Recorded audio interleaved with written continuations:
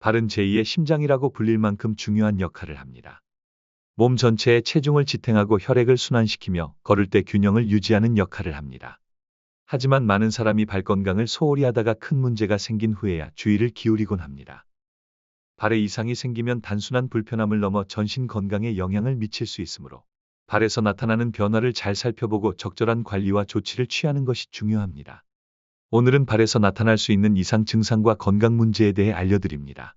첫 번째는 발이 자주 붓습니다. 발이 붓는 것은 혈액순환 문제, 심장질환, 신장질환, 간질환 등의 신호일 수 있습니다. 특히 정맥순환 장애가 있거나 심부전으로 인해 혈액이 제대로 펌프되지 않으면 발이 붓는 증상이 나타날 수 있습니다.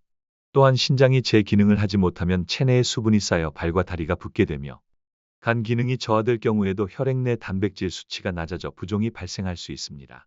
만약 한쪽 발만 심하게 붓고 통증이 동반된다면 심부정맥 혈전증을 의심해야 합니다. 반면 양쪽 발과 다리가 붓고 숨이 차다면 심부전 가능성이 있으므로 주의해야 합니다. 두 번째는 발바닥이 화끈거리거나 타는 듯한 느낌이 듭니다. 발바닥에서 화끈거리거나 저린 느낌이 지속된다면 당뇨병성 신경병증이나 말초신경병증을 의심해 볼 수 있습니다. 당뇨병이 있는 경우 혈당이 높아지면서 신경이 손상되어 이러한 증상이 나타날 수 있습니다. 또한 비타민 B12 부족이나 알코올 중독으로 인해 신경 기능이 저하되면서 발바닥이 뜨겁거나 저린 느낌을 받을 수 있습니다. 특히 밤에 통증이 심하고 감각이 둔해진다면 당뇨병성 신경병증일 가능성이 크며 발뿐만 아니라 손끝까지 저리다면 말초신경병증일 가능성이 높습니다. 세 번째는 발꿈치나 발바닥이 아픕니다. 발바닥이나 발꿈치에 통증이 있다면 족저근막염을 의심할 수 있습니다.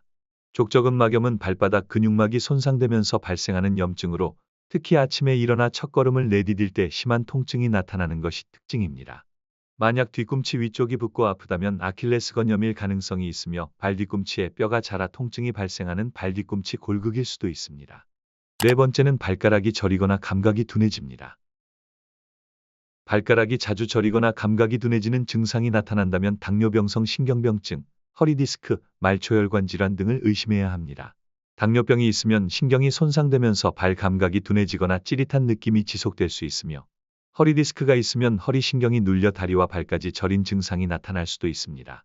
또한 말초혈관 질환이 있으면 다리와 발끝이 차갑고 저리는 증상이 나타나며 심하면 피부가 창백해지고 상처가 잘 낫지 않는 문제가 발생할 수 있습니다.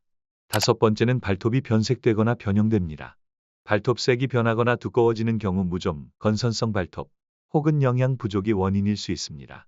무좀이 생기면 발톱이 노랗거나 갈색으로 변하고 점점 두꺼워지면서 쉽게 부서집니다. 건선이 있는 경우 발톱에도 영향을 미쳐 변형될 수 있으며 철분이나 비타민이 부족하면 발톱이 쉽게 갈라지고 약해질 수 있습니다.